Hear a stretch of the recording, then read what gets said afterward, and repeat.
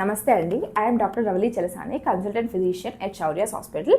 ఇవాళ మనము vitamin B12 గురించి తెలుసుకుందాం.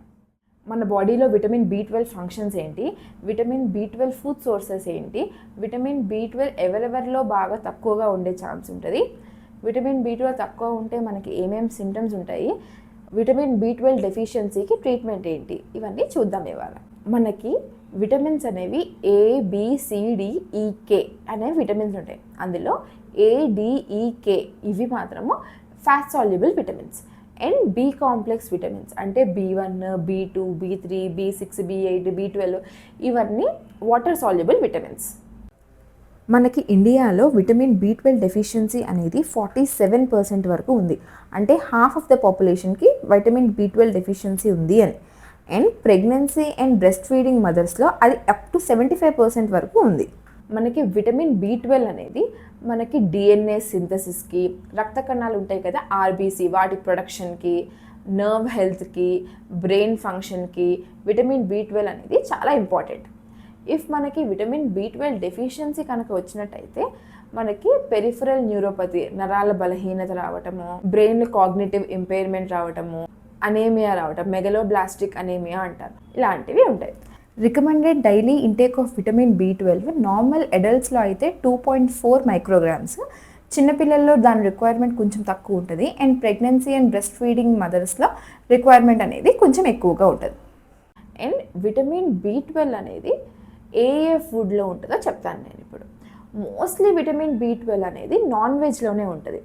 Chicken, mutton, liver, fish, seafood, prawns, shrimp వీటిల్లోనూ. అండ్ ఎగ్, హోల్ ఎగ్ యోక్లోనే విటమిన్ B12 అనేది ఉంటుంది.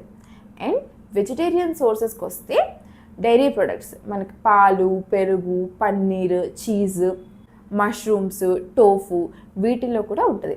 అండ్ వెజిటేరియన్ సోర్సెస్లో విటమిన్ B12 అనేది చాలా తక్కువ అమౌంట్లో ఉంటుంది. సో మనము ఫుడ్ తిన్నాక విటమిన్ B12 అనేది మన స్టమక్లో యాసిడ్ ఉంటుంది కదండి, HCl, ఆ యాసిడ్ వల్ల విటమిన్ B12 అనేది లైస్ అవుతుంది. అండ్ మనకి స్మాల్ ఇంటెస్టైన్లో ఇంట్రిన్సిక్ ఫ్యాక్టర్ అనేది ఉంటుంది. ఆ ఇంట్రిన్సిక్ ఫ్యాక్టర్ వల్ల మనకి స్మాల్ ఇంటెస్టైన్ నుంచి మన బ్లడ్లోకి విటమిన్ B12 అనేది అబ్జార్బ్ అవుతుంది. సో ఇప్పుడు ఎవరెవరికి విటమిన్ B12 డెఫిషియన్సీ వచ్చే ఛాన్స్ ఎక్కువగా ఉంటుందో చూద్దాం. మనం ఆల్రెడీ మాట్లాడుకున్నాం కదా, వెజిటేరియన్స్కి విటమిన్ B12 డెఫిషియన్సీ వచ్చే ఛాన్స్ ఎక్కువగా ఉంటుంది. బికాజ్ వెజిటేరియన్ ఫుడ్లో విటమిన్ B12 అనేది చాలా తక్కువ ఉంటుంది. అండ్ ఎల్డర్లీ పీపుల్, కొంచెం ఒక 65 ఇయర్స్ కంటే ఎక్కువ పైగల వాళ్ళు, స్టమక్లో ఉన్న యాసిడ్ తక్కువ అవటం వల్ల విటమిన్ B12 డెఫిషియన్సీ వస్తుంది. అండ్ మనం ఇందాక మాట్లాడుకున్నాం కదా, ఇంట్రిన్సిక్ ఫ్యాక్టర్ అనేది విటమిన్ B12 అబ్సార్ప్షన్కి ఇంపార్టెంట్. సో కొందరిలో ఆ ఇంట్రిన్సిక్ ఫ్యాక్టర్ అనేది పుట్టుకతోనే చాలా తక్కువగా ఉంటుంది. దానివల్ల కూడా విటమిన్ B12 డెఫిషియన్సీ వస్తుంది.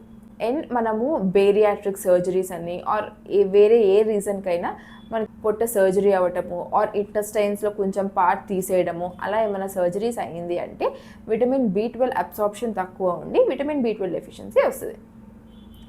అండ్ పర్నీషియస్ అనేమియా అనేది ఉంటుంది. దానిలో యాంటీబాడీస్ అనేవి పాజిటివ్ ఉంటాయి. అందుకనే మనము ఈ కీళ్ళ వ్యాధి, రుమటాయిడ్ ఆర్థరైటిస్ అన్నా, లేదంటే టైప్ 1 డయాబెటీస్ ఎవరికన్నా ఉన్నా, ఆర్ థైరాయిడ్కి యాంటీబాడీస్ పాజిటివ్ ఉన్నా, ఇలా ఎవరికన్నా ఉండి విటమిన్ B12 డెఫిషియన్సీ అనేది ఊరికే వస్తుంది అంటే మనము దానికి కూడా యాంటీబాడీస్ టెస్ట్ అనేది చేయించుకోవాలి. కొన్ని మెడిసిన్స్ ఎక్కువగా వాడటం వల్ల కూడా B12 డెఫిషియన్సీ వస్తుంది. లైక్ ప్యాంటప్రజోల్, ఒమిప్రజోల్ ఇలాంటి ప్రోటాన్ పంప్ ఇన్హిబిటర్స్ ఎన్నో ఇయర్స్ వాడటం వల్ల కూడా. అండ్ మన డయాబెటీస్లో మోస్ట్ కామన్గా రాసే మెడిసిన్ మెట్ఫార్మిన్. ఆ మెట్ఫార్మిన్ని ఎక్కువ డోసెస్ ఆర్ ఎక్కువ ఇయర్స్ వాడటం వల్ల కూడా B12 డెఫిషియన్సీ వస్తుంది. H. pylori infection or parasitic infections, chronic gastritis ఉండటము, ulcerative colitis, Crohn's disease, inflammatory bowel disease ఇలాంటి కండిషన్స్ ఎవరికన్నా ఉన్నా B12 డెఫిషియన్సీ ఉంటుంది. ఇప్పుడు ఒకవేళ B12 డెఫిషియన్సీ ఉంది అంటే మనకి సిమ్టమ్స్ ఎలా ఉంటాయో చూద్దాం. బాగా అలసటగా ఉండటము, నీరసంగా ఉండటము, కళ్ళు తిరుగుతున్నట్టు ఉండటము, మనకి అరిచేతులు, అరికాళ్ళు మంటలు రావటము, తిమ్మిళ్ళు రావటము, మొద్దుబారిపోయినట్టు అనిపించడము, సూదులతో గుచ్చుతున్న ఫీలింగ్ రావటము, ఆకలి సరిగ్గా ఉండకపోవడము, కొంచెం మెమరీ ప్రాబ్లమ్స్ రావటము, జ్ఞాపక శక్తి తక్కువ ఉండటము, బాగా కన్ఫ్యూజ్డ్గా ఉండటము, ఏ పని మీద కాన్సన్ట్రేట్ చేయలేకపోవడము, మూడ్ చేంజెస్ ఉండటము, బాగా లో మూడ్, డిప్రెషన్లో ఉండటము, ఆర్ యాంగ్షియస్గా ఫీల్ అవ్వటము, బ్రెయిన్ ఫాగ్ అంటారు కదా అలా ఉండటము. అండ్ ఈ నకిల్స్ అండ్ ఎల్బోస్ ఇవి బాగా డార్క్గా బ్లాక్గా అయిపోవడం, నకిల్ హైపర్ పిగ్మెంటేషన్ అంటారు. అండ్ వెంట్రుకలు చిన్న వయసులోనే తెల్లగా అయిపోవడము, హెయిర్ ఫాల్ అవ్వడము, ఇమ్యూనిటీ బాగా తక్కువ ఉండటము, ఊరికే ఏదో ఒక ఇన్ఫెక్షన్ వస్తూ పోతూ ఉండటము. విటమిన్ B12 అనేది బ్యాలెన్స్కి చాలా ఇంపార్టెంట్. సో మనకి విటమిన్ B12 డెఫిషియన్సీ ఉంది అంటే మనకి బ్యాలెన్స్ సరిగ్గా ఉండకపోవడము, నడుస్తున్నప్పుడు కొంచెం ఇబ్బందిగా అనిపించడము, ఓరల్ అల్సర్స్ మనకి నోట్లో పొక్కులు రావడము, చాలా ఎక్కువ సార్లు వస్తూ పోతూ అలా అనిపించిన, అండ్ చాలామంది బాగా ఇరిటబుల్గా, చిరాగ్గా ఉన్న, యాంగ్షియస్గా ఉన్న, కాన్సన్ట్రేట్ సరిగ్గా చేయలేకపోతున్నా అలా ఏమైనా ఉంది అంటే చాలామంది అది స్ట్రెస్ అనుకుంటారు. లేదు, అది B12 డెఫిషియన్సీ వల్ల అవ్వచ్చు. B12 డెఫిషియన్సీ ఉందా లేదా అని తెలుసుకోవడానికి మనం ఏమేమి టెస్ట్ చేసుకోవాలి? First CBP, complete blood picture.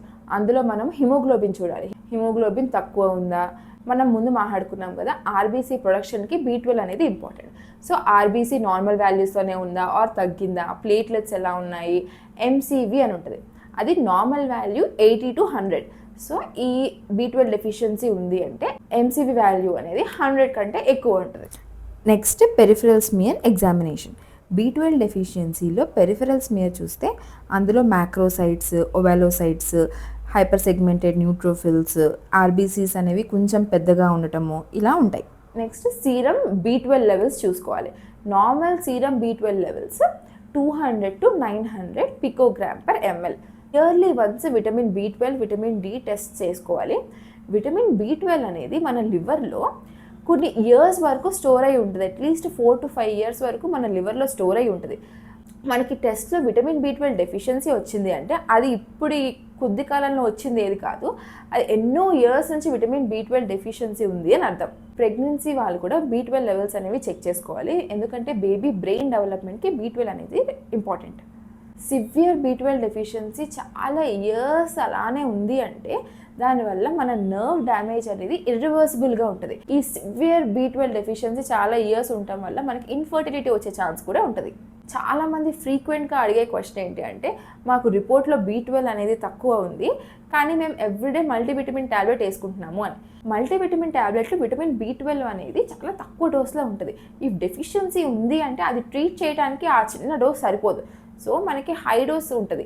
Vitamin B12 1000 mcg, 1500 mcg, 2000 mcg అలా ఉంటుంది.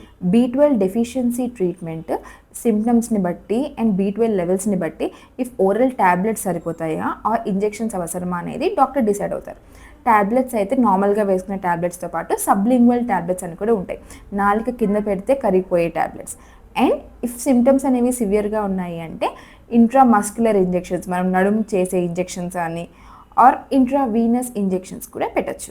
Yearly once vitamin B12, vitamin D, folate ఈ టెస్ట్ మాత్రం కంపల్సరీగా చేయించుకోవాలి. ఇఫ్ తక్కువ ఉంది అన్న ఆర్ మనం డిస్కస్ చేసిన సిమ్టమ్స్ ఏమైనా ఉన్నాయి అంటే మాత్రం డాక్టర్ని కన్సల్ట్ అయ్యి మెడిసిన్స్ అనేది తీసుకోవాలి. Thank you.